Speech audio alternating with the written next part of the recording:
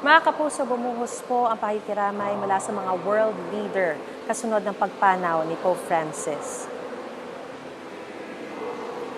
Inalala nila ang kabutihan at pagmamahal na ipinamalas ng Santo Papa bilang pinuno ng Simbahang Katolika.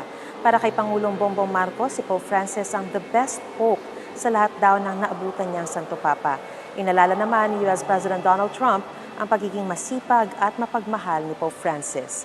Iniutos ni Trump na i-half staff ang lahat ng watawat sa Amerika bilang pagluluksa. Sabi ni King Charles III, tumatak sa marami ang kabutihan at pagsisikap ni Pope Francis na mapaganda ang buhay ng ibang tao. Para sa kababayan ni Pope Francis na si Argentinian President Javier Milei, isang karangalan na makilala ang Santo Papa. Gusto mo bang mauna sa mga balita? Mag-subscribe na sa GMA Integrated News sa YouTube at tumutok sa unang balita.